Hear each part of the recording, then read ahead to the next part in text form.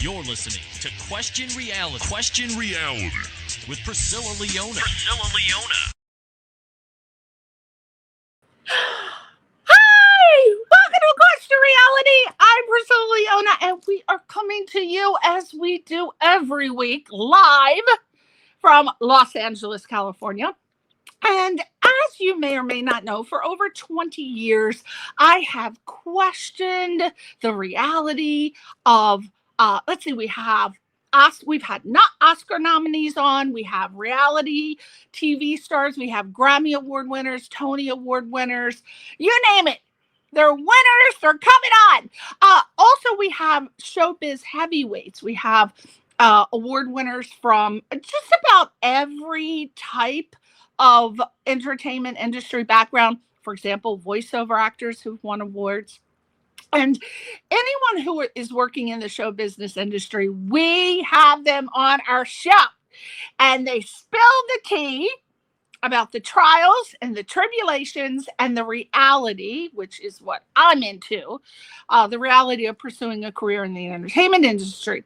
A lot of people come out here with an unrealistic vision. I had met someone recently, last year, as a matter of fact, who came out here with $50 in their pocket. I said, oh my God, let me get my checkbook out because you are not going to make, I don't even know. What are you doing? That $50, you can't still have that damn $50. Where'd it go? But anyway, a lot of people come out here and they think they're going to walk into an agency and they're going to be picked up, signed right away, and they're going to be a star the next day.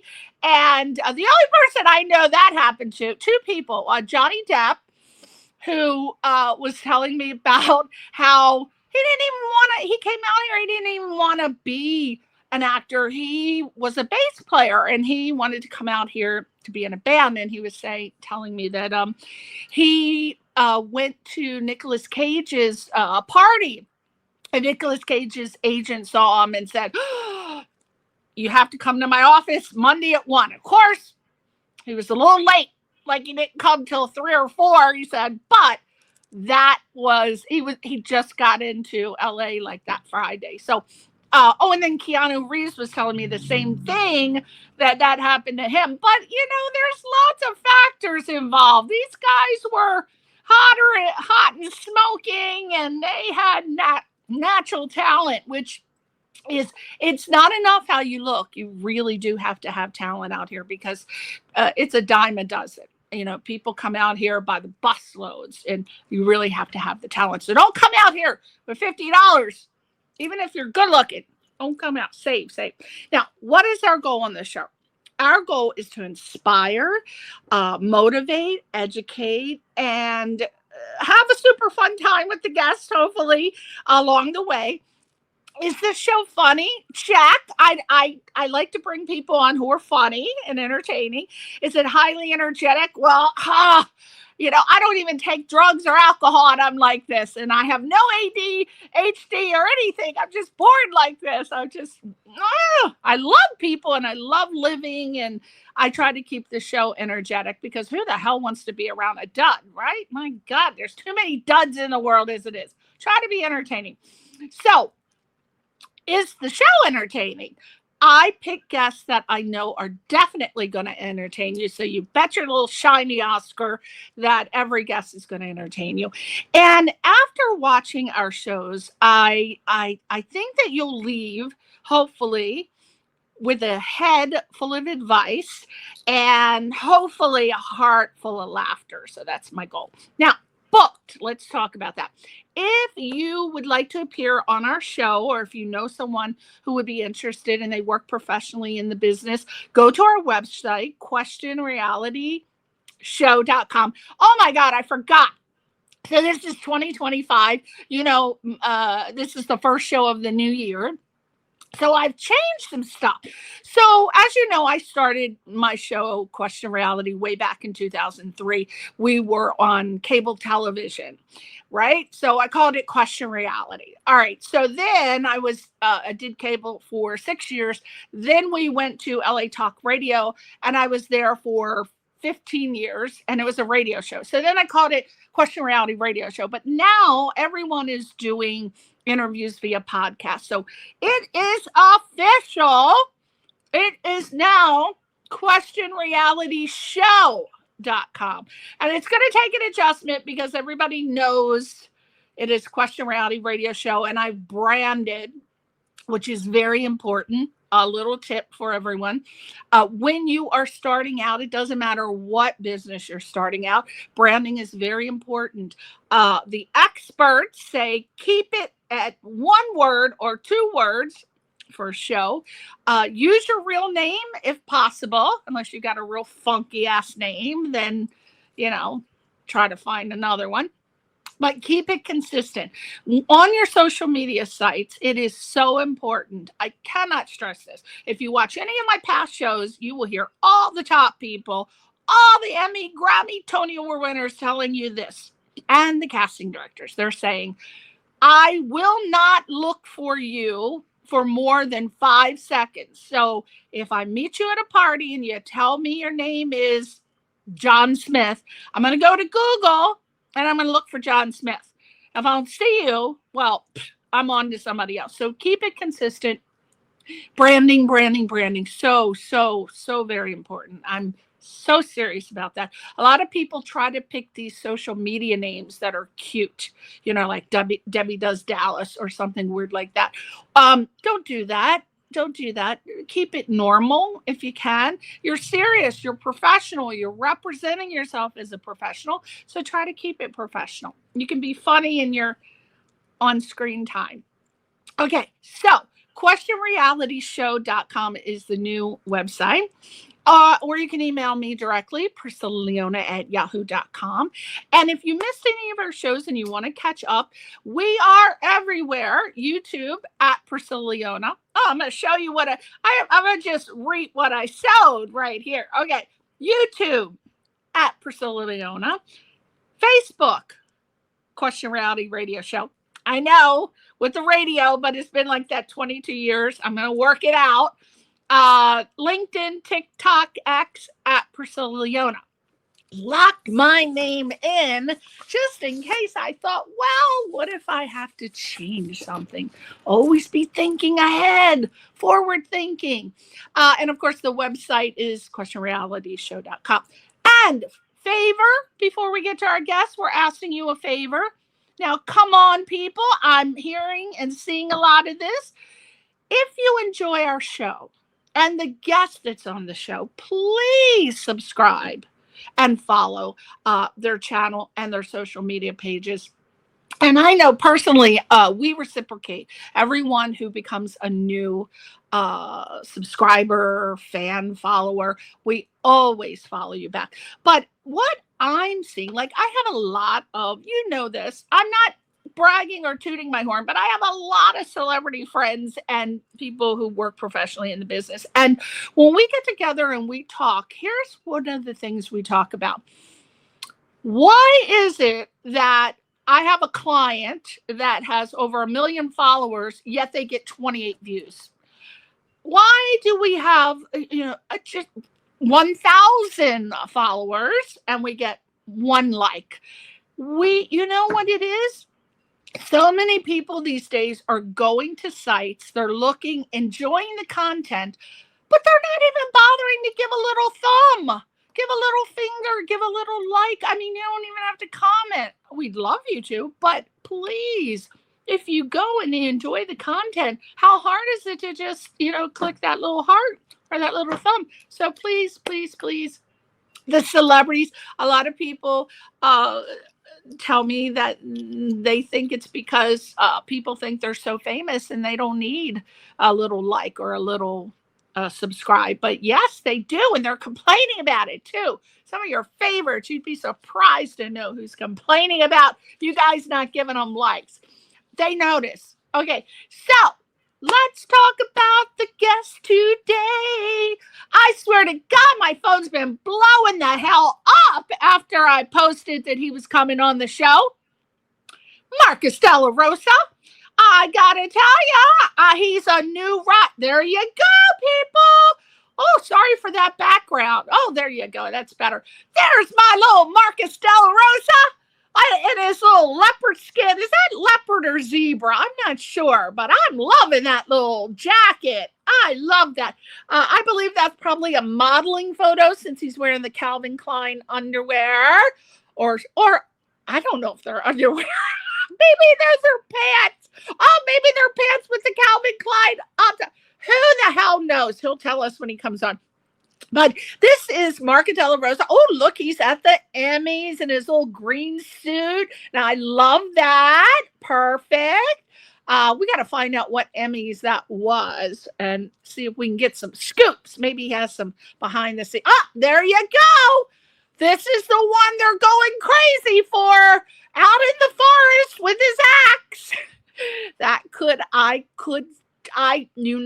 I'm Irish and I talk filthy. I could come up with lots of things to say, but I'm going to be respectful because he's a young boy. I'm not going to say anything. But there you go. There's his axe. And there's a reason he has an axe and he's in the forest. That is part of his workout routine. So he goes out in the forest, goes to the mountains, and he works it out with his axe. Oh, and now I love this particular shot only because, I love white cream colored outfits. So this is a beautiful, beautiful shot. Very professional. I don't know who the photographer was, but this is one of my favorites in the modeling world. Yes. So let's see what else we got next. I love this. This actually is my favorite of him. I'm not into guys taking their shirts off, things like that. I'm just a real down-to-earth girl. But no, seriously, this is a great shot of him. This is my favorite. He's very pensive. I think he's studying his script. Things are happening. He's serious. He's like, I'm taking it on. I got it. So that's my favorite picture of him. And there you go. Back with the Muscle Bound City. There you go. He works hard. That body is not something to take for granted. You don't know the work that is involved. And I'll never know the work's involved because God knows I would rather be, slurping down a Dr. Pepper. But you got to give credit to people who take care of their body and look great and love that they're doing it and love it because it makes them feel good. Just like I feel good when I do a Snickers bar. But it's all the way. Oh, he's in the forest again. There you go. Back in the forest again. Favorite place to work out. I love it. I love the green. I love any time being in the forest. Personally, after I've been watching the Forensic Files, which I have been obsessed with, I started watching them in 2020, when they locked everybody down and we couldn't go anywhere. I started watching the Forensic Files and everybody gets killed in the damn forest. What in the hell? You get buried in the forest, killed in the forest. Lots of things happen in the forest. But I think he can defend himself. And this is a nice little shot. I like that. I like that shot. Back in black. There you go. Now, let me just tell you a little bit about Marcus Della Rosa. As you know, he is this muscle-bound actor model.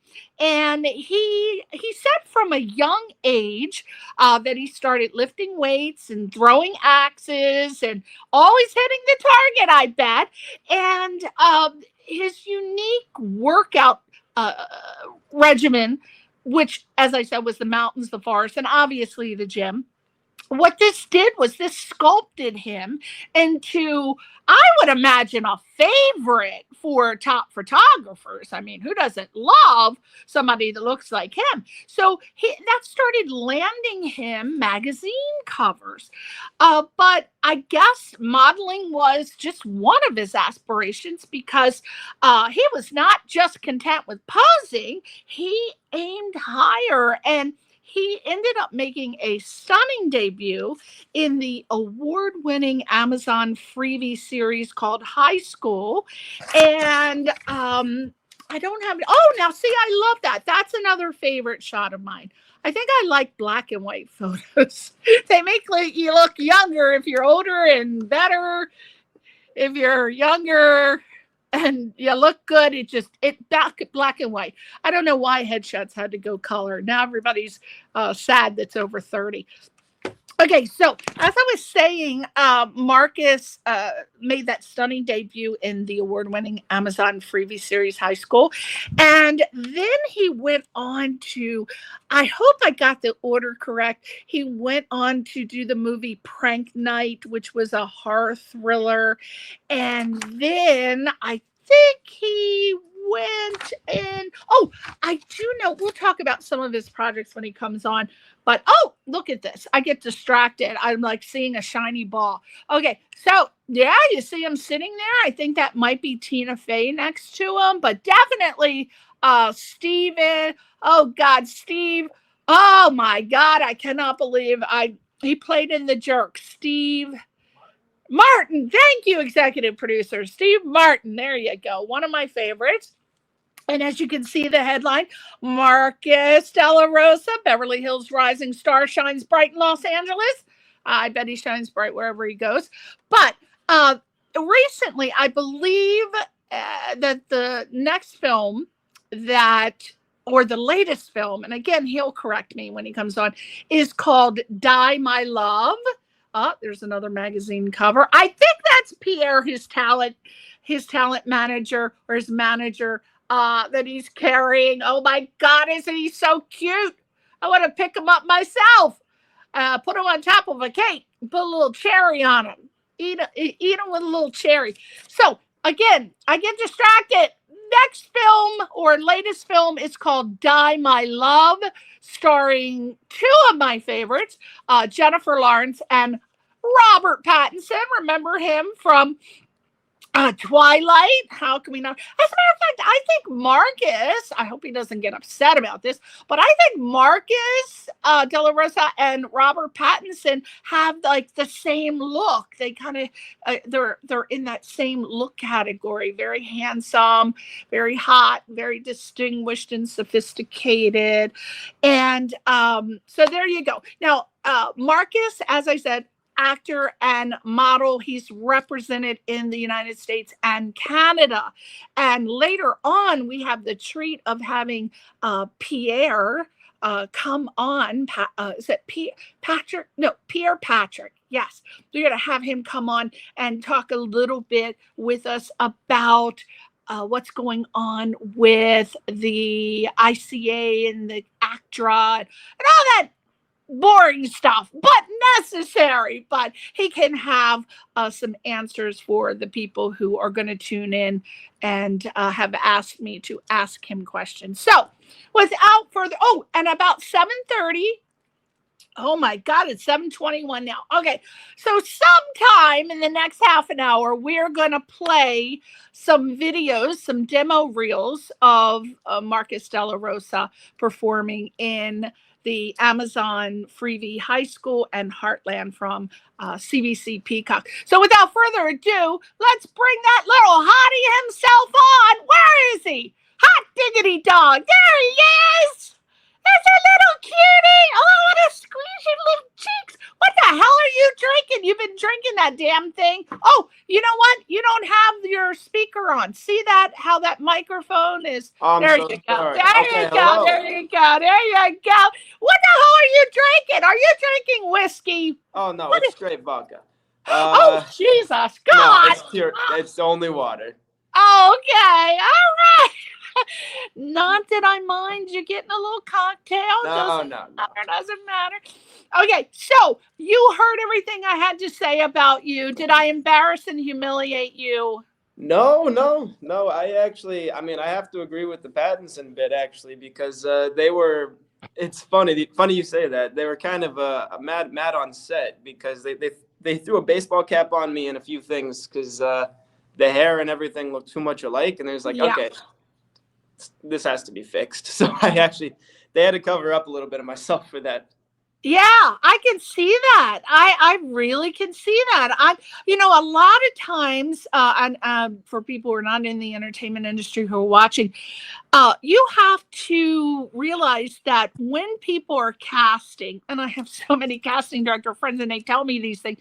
They say, Priscilla, we have people come in and they're so good, but they're more attractive than the star. I can't cast them. Or they're so good, but they're better than the leading actor. I can't cast them. Or they look so much like the star, can't cast them. So, that happens. But you were very lucky. You look like Rob. You look a little like Robert Pattinson, and yet you got cast. So I think that's attributed to your acting skills, is it not? I would hope so. Well, thank you. Yeah. Casting is a fickle beast. You never know why you didn't get the part. It's not really worth thinking about when you don't get it. Right. That's right. Yeah. I'm so glad you said that. Please tell. A lot of actors get so bummed out when they don't get it. Tell them not to do that. No. You got to have the memory of a goldfish. The second you submit it, you have to forget about it. It's the only way. I would be out of this long ago if I held on to hopes of every audition I put in. You can't. It's too hard. You can't. You got to move on. If you're right for the role, you're going to get it. If you're not right for the role, you may think you're right for the role, but they don't think you're right. So why even worry about it? Move on. Exactly. Okay. Now I have a question for you from Linda from Greensville, North Carolina. And she said, hey, Marcus, when preparing for a role, how do you transition from your real life persona to the character you're portraying? My first thing is always Meisner technique. I mean, I got pulled into acting sort of without looking for it, but once I was really in it, I did my years at my acting studio, and it was all very traditional, Stanislavski, Meisner, and my Meisner classes are still the very first thing I think of, and there's a few pillars to that, but things like Meisner simplifies it. There's a lot of factors, but you can either start with journaling or you start with just basic questions, who, where, what, why, and then expand from there. And once you feel like you know the character well enough, you can think as them, then you get to the lines. But a lot of people, Marcus, don't realize that there are so many different techniques with acting. For example, there's, as you said, Lord, I feel like I'm Stanislavski. Thank you. And then you woo! And then you've got the Meisner technique, and then you've got Viola Spolin, and then you've got the method acting. Then you've got what's called English mask. I mean, it goes on and on and on. And a lot of people say to me, how do you know the right one is for you? Because I came out to LA and I signed up for Stella Adler and I just couldn't relate. It didn't feel right. I don't know. But then when I started doing English mask, oh my God, it just fit right in. But you will have spent, Marcus, a lot of money before you figure it out. Yeah. What's a short way? How do you know? I don't think there is a short way. It's the same as a career. You don't know what works for you until you do it. I mean, yeah. So maybe take all the classes then until one feels right for you. Kind of. I mean, I know it's a lot, but I mean, auditing is always a thing. Yes. There's ways to get a taste of it before you really buy in, but acting is a toolkit. You even like at my studio, there's a lot of different ways they teach you. There's different coaches, there's different things. And, they tell you very much at the beginning, we're going to give you, I don't know, so many different ways to be a good actor. If it doesn't work for you, it doesn't work. You don't hold on to it. So you need to be open to everything you're being taught. Try it, apply it, give it, truly work on it. If it doesn't work, it's not for you. But if it works, that's something you hold on to, and you find enough tools that eventually you have a full-fledged process into being a good actor. Yeah. I've never had interest in being an actor, but I have lots of casting director friends who say, Priscilla, what the hell is wrong with you? You were meant for sitcom television. But Marcus, I cannot for the life of me remember a damn line. If it's one word, I got it. I'll practice it. But, if it's a sentence, oh, God, you're pushing it with me now. If it was a paragraph, I'm out of here. Can't do it. But the only reason I participated in acting when I first came out here, because I came out here to go to UCLA, and I wanted to be a producer. I had no interest in acting, but the way my mindset is, I like to start from the beginning. A, B, C, 1, 2, 3. I'm very methodical. I'm extremely organized. I have the mind that works for me, and I like to learn from the beginning to the end. So when I first started, I had to take these acting classes. Marcus, they wanted me to be a goddamn tree. I had to be a leaf in the wind. I had to be a monkey. I said, oh, hell no, I can't do it. But over the years, watching the actors who are able to seamlessly go into a character that requires those skills, I said, now I understand.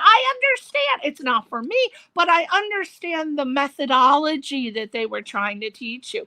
But a lot of actors out here, Marcus, going to the studios, they're a lot like me in that they don't want to be a leaf. They don't want to be a tree. But I say, just do it. Get a cocktail and just get on the floor and be an animal. Now, when you were little, why did you feel like you wanted to become an actor? Or did you? I didn't. No. What did you want to do, Marcus? You wanted to be a firefighter. Yeah, you were thinking way back to when I was little. I am not one who decides on careers of any sort easily. But yeah, my career aspiration before this was a firefighter, yes. Yeah. That was exciting. I know you were trained with the Canadian firefighters. So that must have been exciting. What made you decide a firefighter career is not for me? I'm going to pursue a career as a model or actor. What was it? I mean, other than the obvious, to get your ass singed, hair all singed, eyebrows burnt off, never know if you're going to make it home. I mean, but without them, we could not live. They are my heroes. Yeah. Oh, yeah, especially right now in LA. No, I still love the career and everyone I know who does it, but it's all rather chance. So I got into acting at the very end of high school, and the way it all happened is I was scouted by an American modeling agency. So I was with my family on vacation in Oahu, and if I remember, so I was putting away. I surf as well as I can for someone who doesn't live by the coast. But I was putting away a surfboard, and this big, gruff American man came up to me, and first thing he asked me was, "Are you stationed here?" Because I had a very clean-cut haircut, and he was just like, Yeah. "No, I'm 17 and Canadian." But he turned out to run his own modeling agency, so he gave me his card. Thought we kept in touch, and then that became something just on my mind, of course. And after high school, I went full in on that, and he's actually he's the person who got me to try acting in the first place. I remember we stayed in correspondence until I came down to the States and started doing this stuff. And I remember one night he asked me, it's just like, "Do you have any interest in acting at all?" And my answer word for word was, "It scares the shit out of me, but I'll try it because you're asking for a reason." And so he coached me through a few monologues. They actually looked pretty good in the end, so I turned out to have some sort of talent for it. And the more I did it, the more I started to like it, and that sort of set me on this track. Yeah. What's your favorite character types to portray, and why?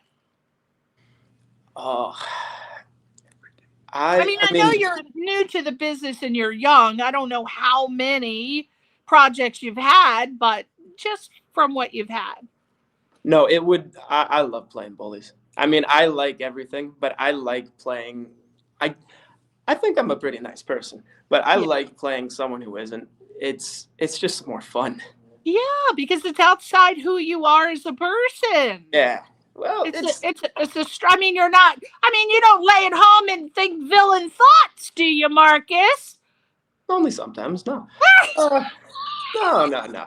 No. It's just there's so much.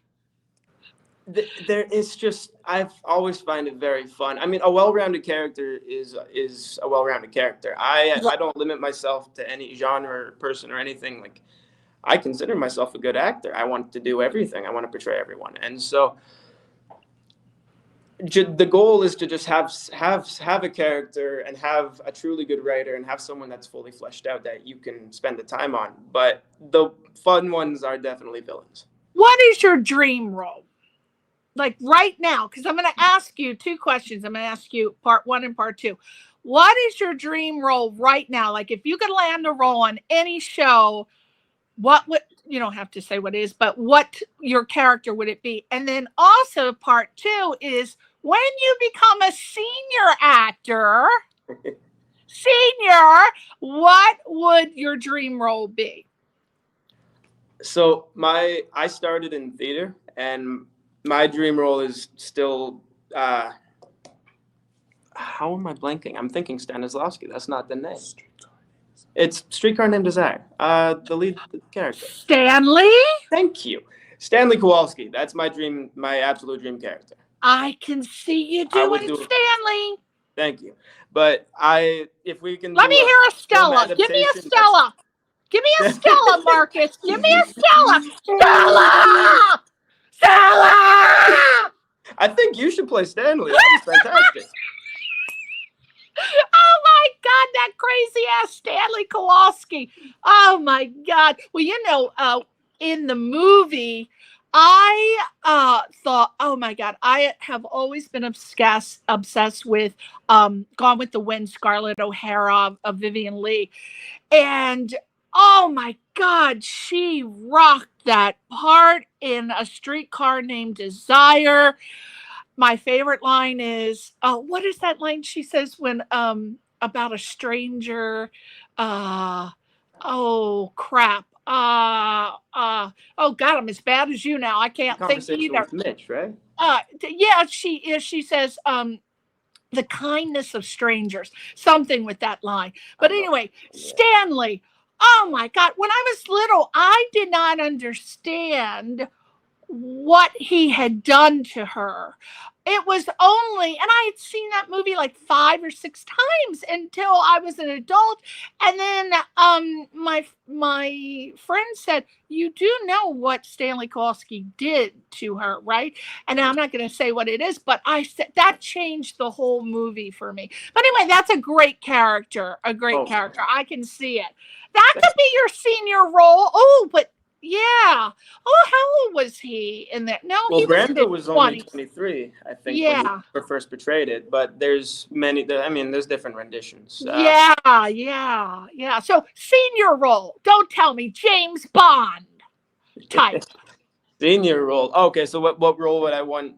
10, yeah, when you're a senior actor, what would be a great part? Like Sean Connery rocked 007 and as a senior actor.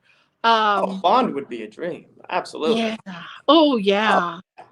Yeah, I see you based on I'm just going physique, but you physically could do so many action hero roles. And I don't know, let's talk about that. What's your skill set? What's in your toolbox as far as we know you do axe throwing. What else you got? You got any karate? Any parkour? What you got? Well, Jeet Kune Do, actually. My manager is my trainer as well. I've been Pierre Patrick? No, he'd be my agent. Someone else. Oh, okay.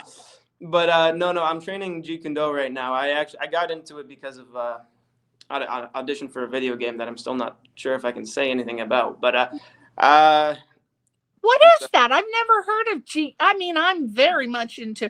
My ex boyfriend was a third-degree black belt in Muay Thai and karate, and he jujitsu, and eventually, not when I first met him. So I'm very familiar with karate, but I've never heard of martial arts. I've never heard of that. Yeah, well, that's actually, it's Bruce Lee's martial art.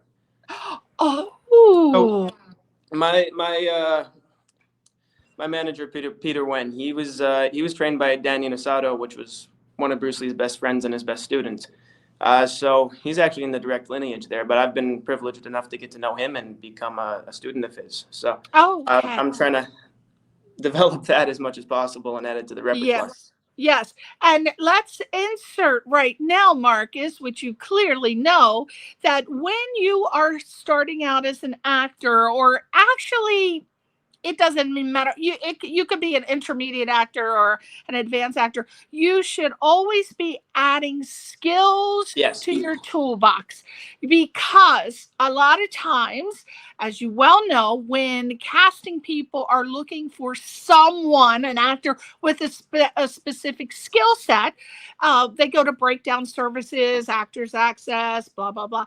And they will type in if they need, say, a juggler, or an egg tosser, or someone who knows the parkour, and they all come up like that. So the more skills that you can add to your resume, the better. So far for you, we got the axe throwing, we got the, should we say karate, or is it, what's the Jeet Kune Do? We can just say martial arts. Martial arts. What else we got? You got anything else? Can you climb up a wall? Any parkour? Oh, yeah. I actually, bouldering and climbing is a good pastime back home. I live right by the Rockies, so that's on there for sure. No, it's funny you mentioned that. It is a very important thing. My agency and management in Canada, in Vancouver, Play Management, when I signed on with them, they sent me the longest, most comprehensive skill sheet I have ever seen in my life. It had everything on there you could possibly think of, so there's things I've forgotten that I probably put on there, but I mean, the more skills, the better, though. And let's talk about how you should have a whole wardrobe. You should have a doctor's coat, like some scrubs, right? I disagree, actually. Oh, no. You do? Okay, why? Yes. No, I've always been advised against that. Tell us why. So it doesn't tend to play well, I don't think. Auditions, I mean, everything's self-tapes now, but even if it was in the room, like, I see the goal of an audition, I always think, is to get the casting director to forget they're watching an audition. So if you can, bring them into that enough that they just get enthralled, that is the goal. If you're wearing a costume while you're doing it, the first thing a person sees is you in a costume with a blank wall, and it's like, okay, right. Isn't that interesting? It doesn't really help. I understand exactly what you're saying. A lot of times on, say, for example, LA Casting, I think it's called Casting Networks, you'll see the breakdown and it'll say must have scrubs, or it'll say must have clogs, or it'll say must have a katana sword. And I'm like, oh my God, like, who has a katana sword in their house? But, it can go either way. So, yeah, I'm glad that you disagree with that. I like that. Yeah, well, I guess on some things, if they request it, it's necessary. But, I mean, generally... it doesn't hurt. We'll agree with, it doesn't hurt to be prepared if that's what you want to do. But it's not mandatory, because they're going to have it if they want you to cast you. Yeah, wearing something that's, like, suggestive, like, you want to wear something at least on the right track for the character. Yeah. The costume's not usually it. They got it. For that. I got it. I love it. Okay, so let's talk about your film. Let's start from the very beginning. Was this your first big one, the Amazon freebie you appeared in, High School and Heartland? Yes. First of all, how did you get the audition? And tell us who your character was and what the project was about. Well, High School was my first anything. I got casted in that while I was still in my acting studio. I had not done a short film. I hadn't acted outside of class before. Oh. So that was, yes, that was the first anything for me. And it was, I think I got physically sick the week before I went in because it was like, there's Yeah. classes, they're lovely, but like the pressure, like something like that, it weighs on you. But I Yeah. remember we did the first scene and it was like, oh no, this is fun. We're fine. I was good from there. But yeah, high school was a very fun time. As mentioned, I actually played a bully on that. It's based on the book by Tegan and Sarah, singers from my hometown, Calgary, and who are both lovely, by the way.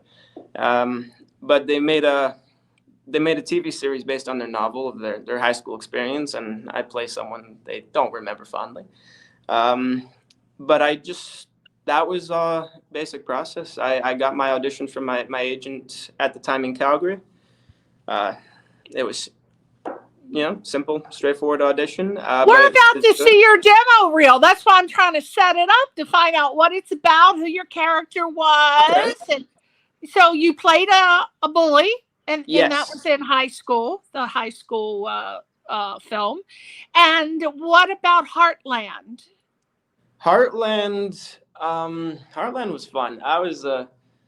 I'm just reluctant student acting across from Chris Potter. He was a blast. It was good working with him, but I just give him a hard time. What was the Heartland, the one with the cowboy rodeo? Yes. Okay. Yeah. And who was your character? What were you? Because I was watching it and I was trying to figure out, what the movie was about because I didn't see it. Who was your character and what was my your character? My character on on high school, my character's name is Tyler. On Heartland, it's Denver. It was.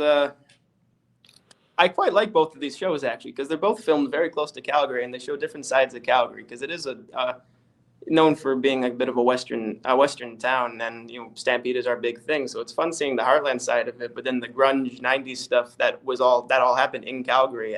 We filmed at their real high school is also part of it. So I quite like the dichotomy between those two. Ah, see, it's not a frozen tundra, people. There's grass and all kinds of stuff. So we are going to have the privilege of seeing a little demo reel. It will include high school and Heartland with Marcus Della Rosa. Let's check out his acting chops. All right. Oh my God, he's gonna have to move so I can sit next to my friend. There's a seat right there. So move. I think you and your friend will survive being apart for 42 minutes. I'll survive just fine. It's you I'm worried about. You're in my seat again. It's becoming a problem. Why don't you make a list of all the things that belong to you so we can stop meeting like this? You're making this way harder on yourself. What's the problem, Tyler? Nothing. We were just talking. Well, can you have your girl talk when there are 50 goddamn people trying to get on the bus? Yeah. Sorry. Tegan, hey. Do you know Tyler? Kind of. Well, I just really wanted you two to meet because Tegan's my new friend, and I would hate for anyone to treat her with anything but the utmost respect. So, Tyler, let's make sure no assholes mess with her, yeah? Totally. I'll watch out for her. Thanks. You can go. Hey, Maya. Tegan. Hey, Tyler. Well, see ya. Really? Oh, come on. Is that the best you can do?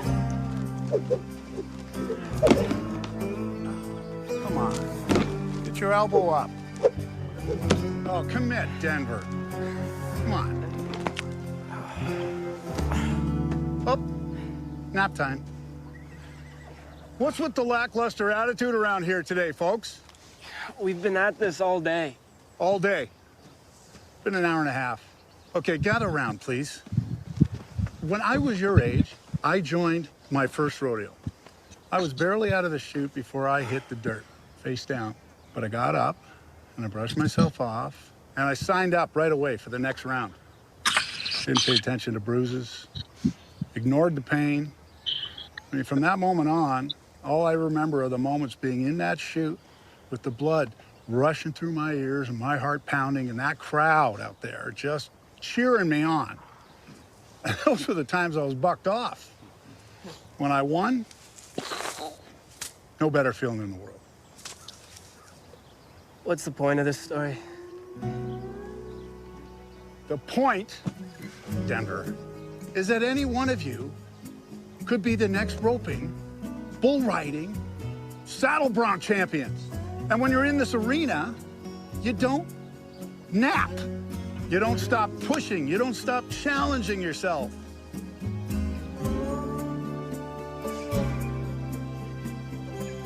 Nothing.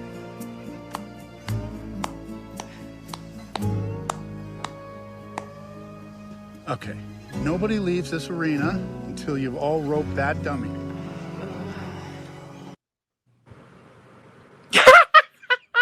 Oh my God, I love it!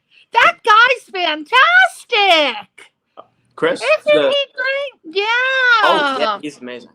What a natural actor. And you know what I find about you, I feel you are also a natural actor.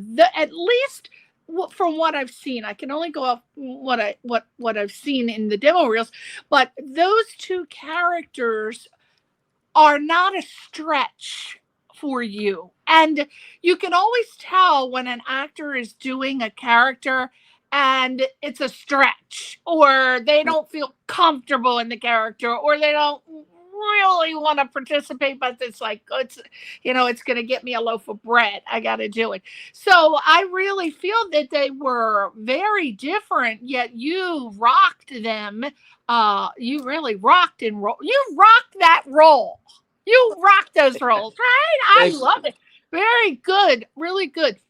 Now, in both of those films, what do you feel, did you have any change of perspective on your career path or the types of roles that you wanted to do, didn't want to do, or were aspiring to do later on?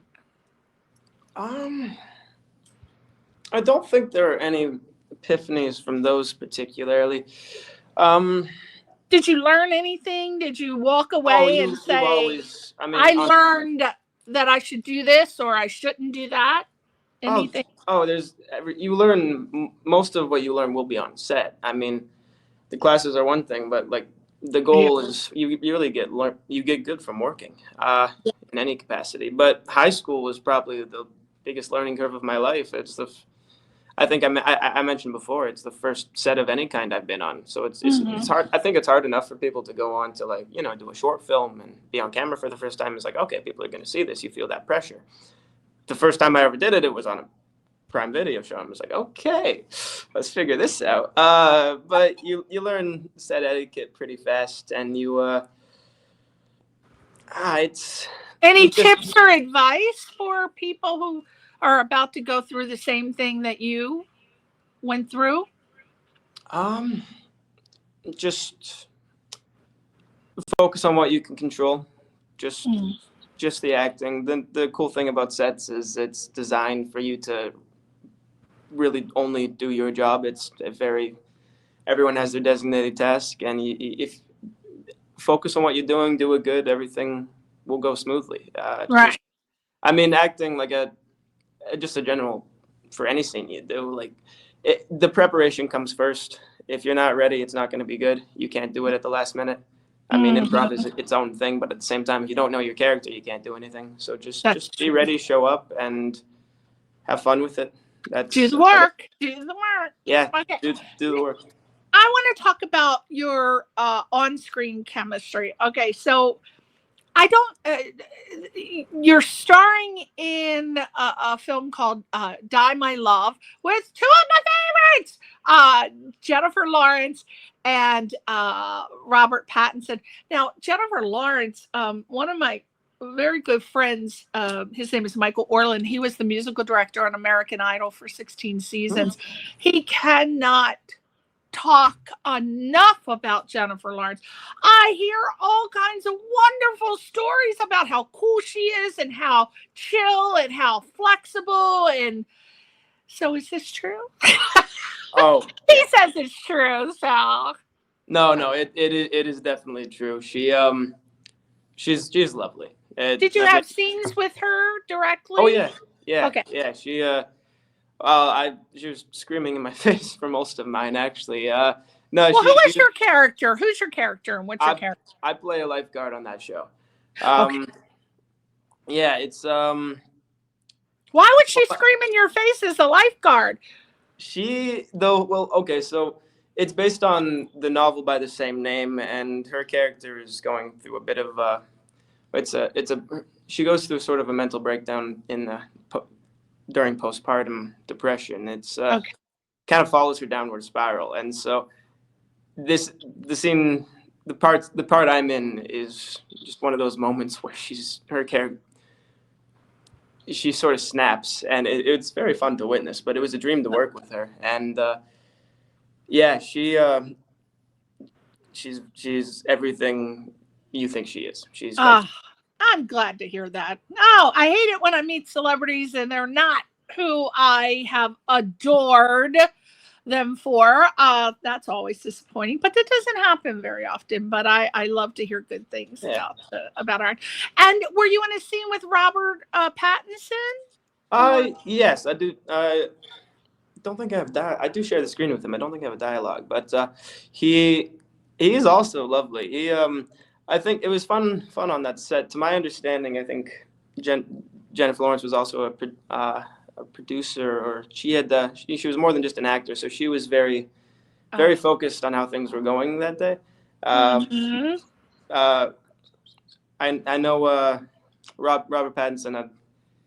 It was a bit of a light day for him, which was nice because I got to kind of just see him. I got to hang out with him a little bit in between our scenes because he had a lot less going on, a lot less to really dial in on. Now, when does the movie come out? And is it coming out in the theater or on a streaming platform? Well, it should premiere at the Cannes Film Festival in May. Okay. I don't think they have a distributor for it yet. I think they're planning to premiere it there and have the distributors will all bid for it after the film festival. Now, what do you feel your character? What was something about your character that made you feel like you learned something new about yourself, or the type of character you were portraying? Because I don't think you've ever been a lifeguard. Maybe you have, but I was actually I was a swimmer in high school. That was one of my main sports. So I actually, I think, funny enough, that is one of my main strengths. I actually pulled someone out of the river back home before I came down this last summer. So I never did it professionally, but I was quite comfortable doing that. I can't say it taught me a lot about myself, but I mean, just being across from both of those actors, that taught me many.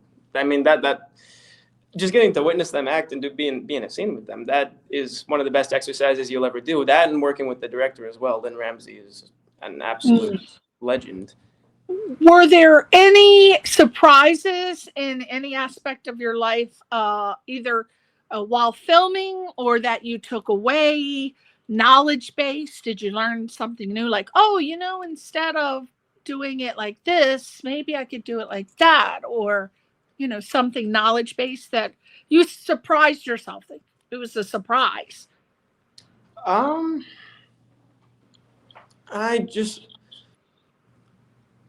of the things with that shoot was I mentioned the scene's rather intense, and Jennifer she doesn't really do the same thing every time because she's having it's a breakdown, and you can't really replicate that the same way every time. So it kind of ended in improv, and so it was just a lesson in being comfortable with, that's why I said earlier, you need to know the character before you do the lines, because the lines don't mean nearly as much, and so in things like that, it ended in improv. There are lines we added, lines we changed. You have to just be comfortable with it and be able to flow with the process. Any fun behind the scenes stories that you can think of that you were involved that you can tell us? I'm not sure, but I mean, I'm gonna hold my tongue here because I don't think Okay. I can say. Okay, anything on that. that's all right. That's all right. Now, what would you recommend to fellow young actors on how do you feel like you can build on-screen chemistry when you're in a scene with such high-profile actors? Because a lot of people are intimidated. Yeah. I don't know. I mean, if you're able to, just having a conversation with them before you start is, I mean, the only thing. Everyone's a human being. You put people on a pedestal in your mind in relationships and for celebrities, everything. So you just, well, it helps you to get comfortable if you can just have a chat with them. Of course, you're not always going to be able to, and I mean, half the time you most likely are not. It depends on the size of the role and, you know, how generous they are with their time. So that's not always an option. Right. They're just, everyone's just a person. And don't think of them as this celebrity. They're a character. You're a character. You just, you know, go back to the do work. some chit chat, just some light chit chat. Well, There you I mean, go. if possible, if you're able to talk to them, you realize they're just a person too. It brings a lot of the pressure off. But I'm not. That's not the best advice though, because you really often you can't. They're, you know, they're high-profile people. It's not. Let them come to you. Don't go up to them. Let them come to you. If they got something to say, you don't want to be up there, all up in their grill. Well, you very well might be thrown into a scene with them without getting to talk to them. So I'm just it is a possibility, but just don't. You know, they're just people. They're just people. Yeah. Now let's talk about prank night. Now, I don't know. What drew you to the horror thriller prank night? I'm not a horror fan. I'm so scared. When I saw only 3 films, I swear I will never see again. The Exorcist, Poltergeist, and there's a third one. I can't remember right now, but I just can't. I can't. But I'm just so terrified to watch them. Yet people say, well, you are obsessed with watching Forensic Files, Snapped, the body buried in the backyard, so you can't watch horror movie. I'm like, it's different. So can you give me a synopsis of Prank Night, the character you portrayed, and what you loved or didn't love about the film, what you learned, just anything. Yeah, absolutely. That's actually my most recent film. I just wrapped on that previously. It filmed back home in Calgary as well, which was also wonderful. Who was your character and what's the film about? So the synopsis, I'd say it's the lead character. It's a bit of a revenge film. There's a loss in the family with the lead character, and she, in the end, gets revenge on those who did it. I'm bad at these without spoilers.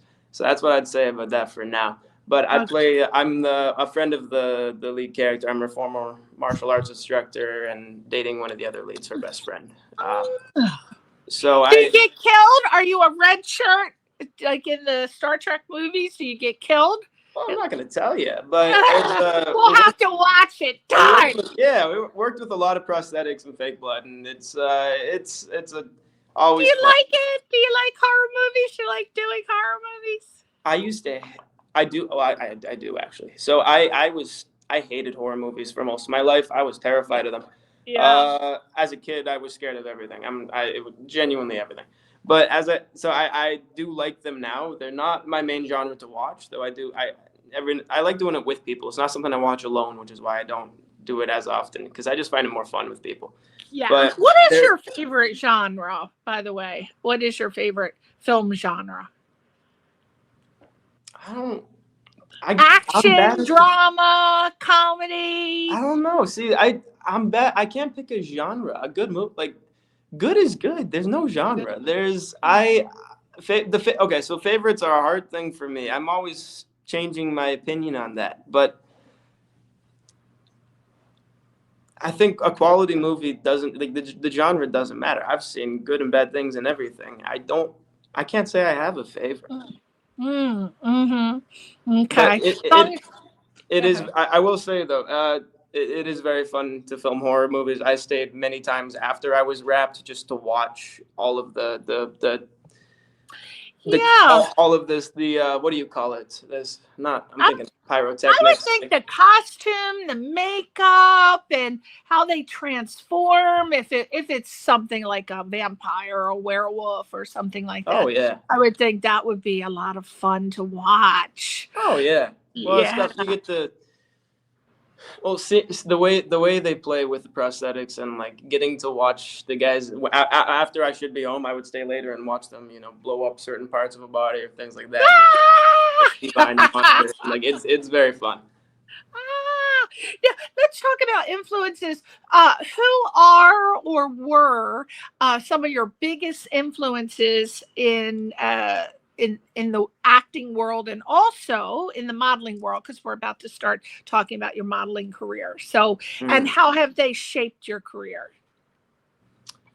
Well, I mean, I mentioned. I definitely want to do a Streetcar Named Desire. So, I mean, I've seen every Brando movie I can. He's the blueprint. I went to a studio that teaches Stanislavski, so he's kind of the blueprint for me. Of course, he has his quirks, but you learn a little bit from everybody. See, I do apologize, Priscilla. These like the questions of like favorites or things like that. I'm always. Oh, who's your favorite actor? Who's your favorite actor, male and female, past and present? Like classic, like Humphrey Bogart or Marilyn Monroe, or like back in the day. Past Marlon Brando, present Johnny Depp. Johnny. We'll have to introduce you to Johnny. We'll make it happen. Please. All right. Yeah, Johnny is extremely natural and well, I don't want to talk about it. We could talk about Johnny all day. Okay, so what about your future aspirations? So what goals or dream projects? Like, I think you should make that Streetcar Named Desire happen. You should put that play on yourself. Well, there's two classic American plays. That's my dream role. I always think of it in theater because, of course, that's where it belongs. But doing a film version would be a dream as well. The same applies to my favorite play I've ever done myself was Picnic by William Minge. I played Hal, and I'm still dying to do that role again. I didn't get enough of it. So if I can make that a film adaptation, because personally, I don't like the film adaptation that was made of it. I've very much liked that play. I've seen some good adaptations of it, but the famous one, I'm so bad at recall. The one that does exist is not my favorite. So I would love to do a different version of that. Yeah. I have a love for classic American, I don't know why, but I love all of those plays. I mean, the writing, everything it's just impeccable. I was thinking, I feel like your heart it's just drawing you to do theater. I feel like you want to get involved in theater just for some one-on-one heart time. So, yeah, and it's good. It is really good where you get that instant gratification and you get the energy of the audience. I started in theater as well. I directed Grapes of Wrath and I directed a lot of Noel Coward, which I tend to like the comedies. I did, oh my God, I can't see. I'm like you, I can't remember. And I directed lots of plays, but yeah, theater, I loved it. I directed Grapes of Wrath with 30 people in a theater in the Round. I don't know if you know what that is, and that's very hard to fit 30 people on a small community theater stage. Yeah. But I really love doing community theater, and I did. I love Noel Coward, so we did Run for Your Wife, and theater is just. It's so exciting. The only thing about it is the repetition, but you're going to do that in film and theater. But it's different. And people who are trained for theater it's better to over project than to under project. It's very easy to bring it down, but it's hard to bring it up. And, my aunt was an actress on Broadway way back in the day, and she used to drag me to all the auditions. And I just loved being in those big, huge theaters, and they were immense. And you would always hear the director say, project, project, project. I think that's why I'm so damn loud, because I'm projecting all the time. I'm not even doing theater, and I'm projecting. But yeah, we went to see A Streetcar Named Desire, and I think I've seen about 10 Stanley Kowalskis. And I can't not love the original film version. I like it better. I don't know. Did he do that in theater? Streetcar, when it first went up, it was a theater show, and then they adapted it to the movie. To the screen. Yeah. That originally went up in New York, I think. Who was that? Was it Kim Novak? And it was who was my Scarlett O'Hara? Jennifer. Vivian Lee. Yes. Jennifer. Vivian Lee. Were they original on Broadway? I don't think so. I know Brando was. Brando. That's the only one I know for certain. But I do love. I mean, I love film equally. Not to get too. They're both different mediums. The question of what is my dream? I was having this conversation with my agent the other day. Actually, it's a hard question for me because I'm generally bad with favorites because I don't, things are always changing. My opinion changes as a person, but also as an actor, I think I mentioned at the beginning, there's no particular strength. There's some things that are more fun. There's some things that are less fun, but the point of it is to do all these different people that are not me, things that are closer to myself, further I want. The goal is not to be this is my genre, this is what I'm good at. I want to do everything I can, because that's every different genre you do, you grow, and it takes a different part of you. Some of them are a lot harder, but I want to do as broad of a range as possible. Yeah. Oh, well, you got time. What, by the way, if it's not too personal, what zodiac sign are you? Zodiac. I think I'm a Pisces. Oh, when's your birthday? I'll tell you. February 25th. Stop it! That's my husband's birthday! Oh. He's February 25th. Oh, you're a Pisces. Yes, you are. Oh, my God. That's so fast. Well, and that I asked that because very similar way of answering things, and the trepidation with being very careful and making sure that you answer correctly because you don't want to be misinterpreted. So I thought, I bet he's a Pisces, but I didn't know the same damn day. Wow. So you got a birthday coming up. What you doing? What am I doing? Oh, God. I'm just planning to be home, spend time with some friends. It'll be simple. Pisces like that coziness, don't they? They like being around close friends and just close friends, close family. They're not really big party people. It makes them, It takes, you can be all right. Well, that's a little bit of everything, but a little bit of everything. Birthdays I tend to keep small. I just I just like to be home and be with people, and you just be with family and people who care about you. Well, I want you to get back in theater. Okay, we're going to wrap it up with your modeling. Let's start with the beginnings. Was there ever a photo shoot where your muscles just stole the show, or did they always just have a spotlight for the muscles? Yeah, I think there were. I had to say it. I had to do it.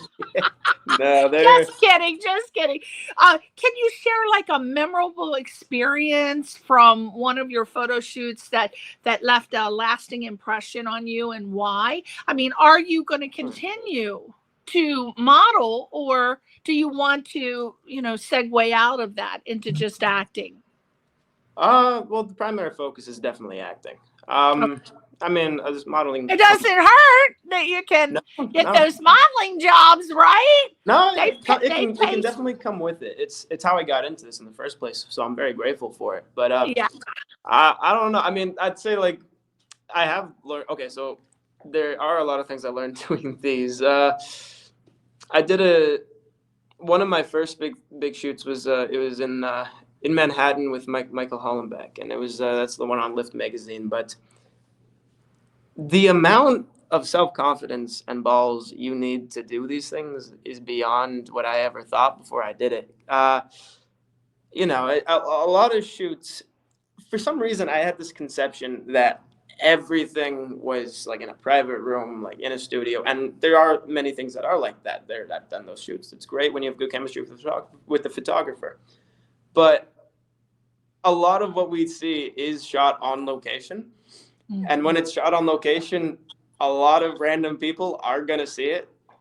And so it took a long time to build this sort of self-confidence where you can be in public, half naked, looking at a camera and not just questioning things. You know, you actually have, it's a sort of delusional self-confidence that I needed to work on and get to a point where you can, okay, this is the job, this is how I do it to look good, and just sort of shut everything else out. But especially in a place, doing it in New York, with a lot of people have comments they want to make, which often are quite funny. But yeah, I learned to get comfortable with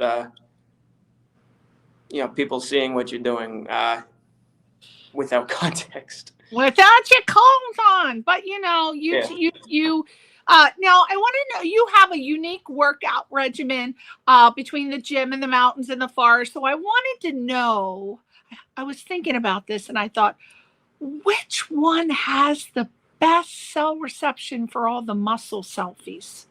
I mean, I would think the damn gym, probably. I don't think you get too much reception in the forest. Well, I mean, I don't normally. I'm not one who takes a lot of pictures. Now that I'm doing this, I'm doing it more. But before I didn't. Yeah. But the gym is where the muscles are. I mean, okay, so that's where everything is built. That's where the groundwork is. But I mean, the forest and all that stuff came in. I do like axe throwing. I have that set up. I built that at home. And I live an hour from the Rockies. I do hike. I do all that. I spend as much time out in there as possible. I have friends who live in the mountains, and every time I stay the night, I will go in the glacier runoff and do an ice bath before driving home. I adore it. It is one of my favorite things. I always wanted to do it, but I'm scared. I think I would die. Oh, where do you go? You're not like in there. You just jump in and jump out, right? Oh, no. Yeah, we go in, stay for, 2 to 5 minutes, depending on the conditions. Yeah. What does it do? Does it really invigorate you like they say? Oh, yeah. Yeah, it is one of the best. I mean, it's its own drug. It is a sort of forced. I see it as a forced meditation. I started doing cold showers and things like that back in high school because it started as a muscle recovery thing, and then I kept doing it as a mental health thing because, I mean, the benefits are endless. Physically, your skin, everything, metabolism.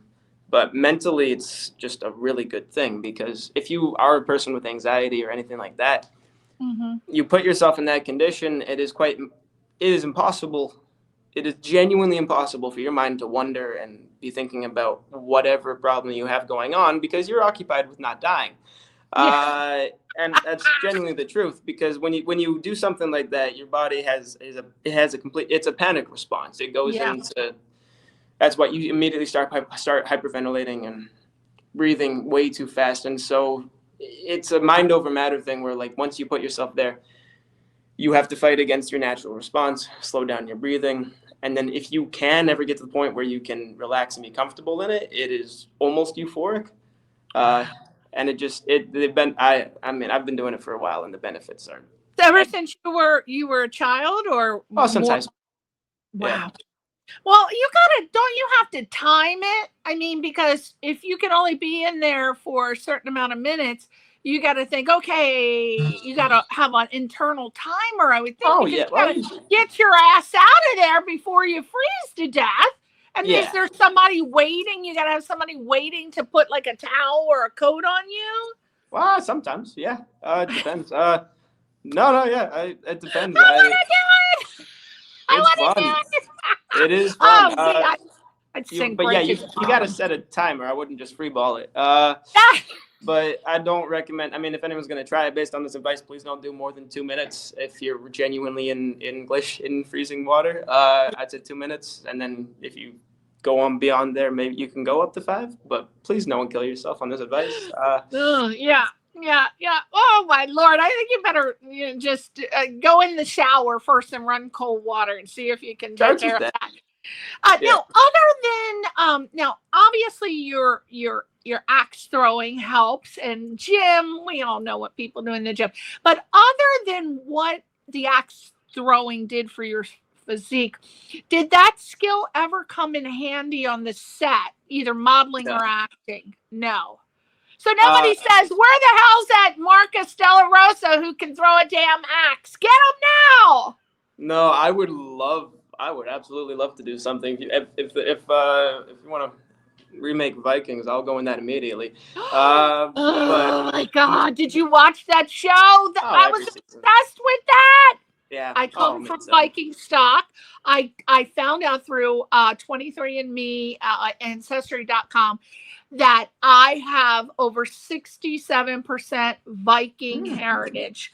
I was like, I wonder why I'm so bold and brave and tough enough. Because I come from Viking stock. Norwegian, Danish, or Swedish? Norwegian. Yeah. Norwegian, Nordic stock. Nordic. Oh, okay. So let's talk about balancing your roles. How do you balance the physical demands of your acting and modeling career with the emotional and mental challenges of acting? I know you just talked about jumping in the damn Arctic Ocean, but is there anything else that you can recommend to people that are having some problems? Maybe. Well, all of those are solutions to me. The gym, I started training when I was like 13. I've always done it for natural, and you enjoy doing it, right? And you love it. Yeah, I don't. If I don't, it really train helps for a long time. It's not good for my head. Yeah. That's the thing. I kind of all like the ice baths, the training. Those are things that just keep me on a good level basis and keep. You got to find what works for you. I mean, not everybody can do what you do. Some is hot yoga, some is meditating. So just try different things. Yeah. All right. Let's talk about your representation. You have representation in the U.S. and Canada. Is that correct? Yes. Okay. So how do you balance having agents on both sides of the border? Is there a trick to that? Because a lot of my friends are moving to Canada I'm obsessed with Christmas movies. Like my dream on my bucket list, Marcus, is to be in a Christmas movie. I've just produced 2 Christmas movies, but they were shot in Arizona, so I just can't do the drive in Arizona. But I love Christmas movies, and a lot of my friends are moving to Toronto because apparently that's the new Hollywood. First it was Georgia, Atlanta being the new Hollywood. Now they're talking about Canada, Toronto. Yeah. Is that true? Is Toronto, or is there anything done on the east? I don't know. Toronto's on the East Coast. That's right, because I went to close to New York. Yeah. So tell me about Canada. What's going on? With because a lot of actors are like, I am moving to Canada. They got so much production going on, and I said, well, I want to move to Canada so I can be in a Christmas movie.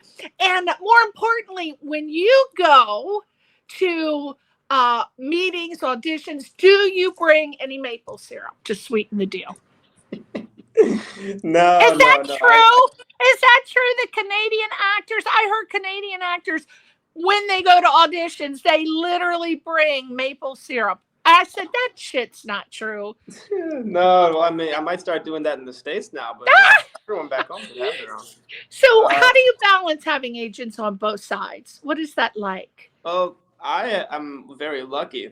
I mean, if you have dual representation, get them to talk to each other directly. The way things worked out for me, my agency in Vancouver and my agency in LA, they're in constant contact. They work together, and so it's really there's no task for myself. Thankfully, they got along to start with, and they have a good system where it's all very fluid now. So there's no me being the middleman. So I mean, the only recommendation I can give is introduce them to each other, have an understanding, and maybe they can actually work together on a lot of what you're doing. Together. Now, with personal impact, have you personally experienced any challenges or benefits from participating in union activities or strikes within the entertainment industry? Like, I know you've been acting long enough that you would have experienced that, where they say, okay, you can't act. I don't know what happens up in Canada. What happens up there with the actors? Oh, it's all very similar to America. SAG and ACTRA are the same thing, different country in a lot of ways. But no, it's all the same rules, where if you're a union, you're not technically supposed to do non-union work. You are technically supposed to have preference. Of course, people have their own opinions on how to go about that. But no, the way they function is very similar. I mean, the union works. The recent strike was, I think we're still recovering from it, but the strike heavily affected Canada as well, because yes, Canada has a lot of filming, but also most of it comes from the States still. American productions will film in Canada. The dollar helps. It is always cheaper to film there. A lot of stuff gets sort of exported to Canada, and I sort of found that it's kind of reverse the way it works. A lot of actors get flown in from the States to film in Canada. And then the two big cities, Vancouver and Toronto, yes, they have a big industry. So most actors in Canada immediately go to one of those two. But I kind of went backwards with it, where you can get really good auditions for Canadian productions from the States. Yeah. And the visa's not that complicated, which rather infuriates me, because it is a little difficult the other way around, being a Canadian working in the States. How so? I had to find my contacts at SAG and go through the whole process. You have to, it's a challenge, but it's doable. As long as you got some stuff on your resume and you got someone to sponsor you, you can do it. Yeah. Yeah. And, and having agents, I guess that's better than not having agents, because they take care of everything for you. Let's talk about support for ACTRA. The ongoing dispute between the ACTRA and ICA has been a significant issue. I know that you probably got an email that SAG was saying, let's support our Canadian ACTRA and ICA. How important do you think it is for SAG-AFTRA members, which I assume you are, to support their Canadian counterparts during this lockout? What can you tell them? Support. Come on. Encourage. We Canadians, I'm not a Canadian, but I'll just call it, we Canadians need your support. SAG-AFTRA? Yes. So I have to admit, I'm a little underinformed on what's going on at the moment, but just as the recent strike with the SAG union, yes, solidarity is very much appreciated between the unions. They work. A lot of actors don't like it. It's so sad though, Marcus, because their great projects come along and you're like, oh my God, I want to play Stanley Kowalski. Oh, I can't because there's a strike, or I don't want to go against AFTRA or SAG-AFTRA rules. Isn't that a bummer? That's so sad, isn't it? Yeah, it's tricky. I know. I mean, that happened to a lot of people where If things are Yeah. lined up, the strike happens, and something you've been looking forward to for years is crushed. But Yeah, the consequences of the ICA lockout is the ICA lockout and has had a severe impact on ACTRA commercial actors up in Canada. And I was just wondering, how you believe the situation affects the broader landscape of labor rights. I mean, what do you say to your Canadian actors that are watching you right now? What would you say to them about the situation as far as supporting them, telling them to hang on, who do not get as many roles as you get? Well, I mean, You're booking the union doesn't work unless we work with it. So I mean, it really. You got to have cross-border solidarity, right, Marcus? I would treat it the same as the American strike. It's hard, but you do what you can and you try to support them, because it doesn't, it only works if you can work with the union. So you do what you can while the time's here, and hopefully it will be a benefit to all of us in the future. Absolutely. So let's support our Canadian ICA and ACTRA. I mean, it's just, there's always a problem. I don't know why we can't all get along, Mr. Marcus. Okay, so in the end, I want to say break a leg, just not your axe throwing arm. But what do you want to say in conclusion about young Canadian men like yourself who are pursuing a career in acting? Should they focus on just working in Canada? Because the more that you build up the Canadian commercial realm of acting and theater and etc., the more parts you're going to get. Yeah. Right? Well, or what do you feel about that? Oh yeah, no. Focus on your career at home first. You can't get a visa without a portfolio. You need to have you need something under your belt first. So, start local. Okay. I mean, the first thing is just make sure you're good. Just find whether it's classes or whatever. Just work on your skills. That's the majority of what you have control over. Make sure you're good. Hone your skills. Yeah, that's the main thing anyone can do. But then success is where talent and opportunity meet. Yes. And luck. So you gotta focus on that. At leaving words, I wanted to ask you a question. I don't want to get your hopes up, but we won't talk about what we talked about earlier. Let me cut you off quickly. I just wanted to say, because advice to young Canadians. I'm from Calgary. What I would say, Company of Rogues Actors Studio in Calgary and Vancouver. That's where I studied. That's one I can highly recommend. Company, say it again. Company of Rogues Actors Studio. Company of, what's that word? Rogues Acting Studio. Yeah. Okay, that's in Calgary. What's that? Oh, we gotta find that website. We gotta get that website. Okay, so I feel like you are serious and you do want an acting career, like a long acting career. Is this true? Or is it something like, I'm hanging out, having a good time now, but... Oh, no, that's completely true. This career has ruined my life in the best way possible. Now that I can't do anything else now. You can't. Yeah. You can't. That's it. You're locked in now. Oh, okay. Yeah. No.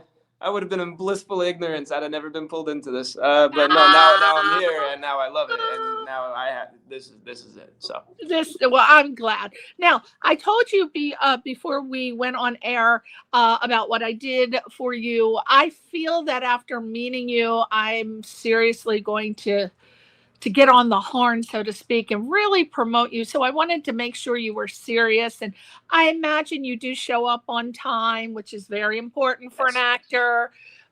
You take your career seriously, and you're a professional on set. Now, lastly, have you heard of the new project that's coming out next year called Starfleet Academy? No, I can't say I have. Okay, we're going to be trying to get you on there. Oh, Hold on one sec. The executive producer. When is it coming out? It's filmed in Canada. Yeah, that's why you told me about it. Yeah, it's filmed in Canada. It's called Starfleet Academy. You would be perfect as a cadet. Oh, please. Or who knows? Maybe right on the ship. But have your agent check out Starfleet Academy and try to get you submitted for that, because they're filming right now. Starfleet Academy. Oh, what did you say? It's written down. What is it called? Star Trek.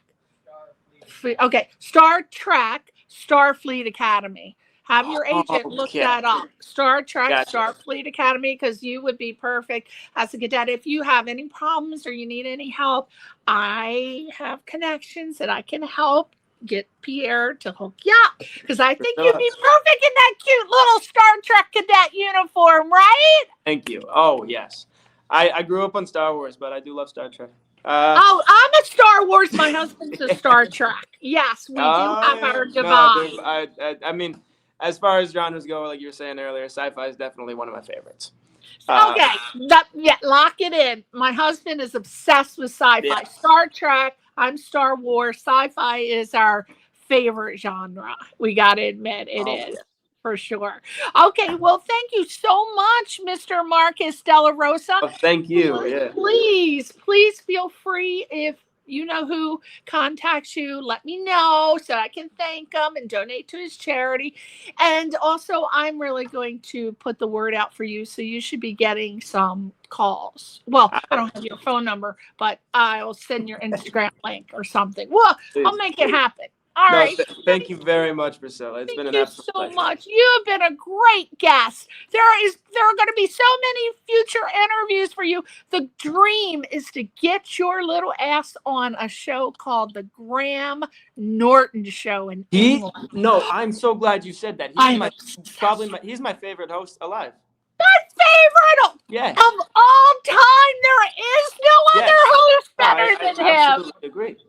Oh my God. Do you know I turned down an opportunity? Remember I told you a long time ago when I was starting out, a friend of mine said, he had a show just for one season. And I didn't know who he was. I had never heard of him, but it was to do a skit on his talk show that he had here in LA. And I didn't know him, and there were other things I wanted to do. And I said, no, I'm going to pass.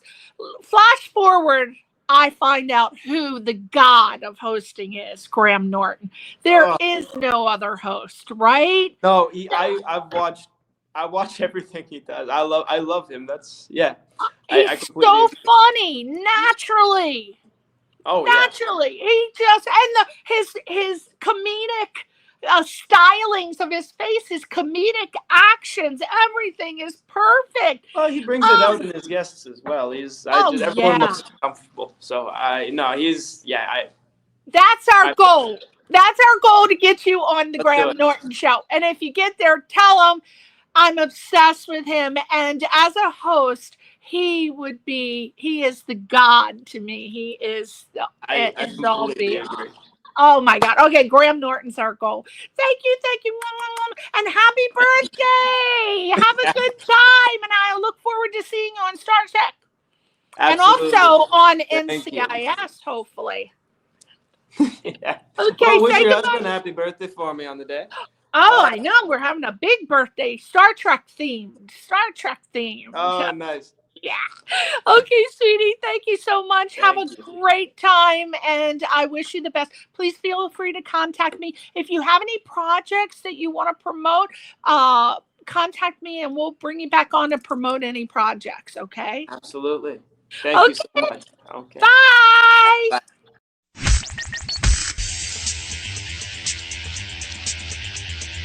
You're listening to Question Reality with Priscilla Leona.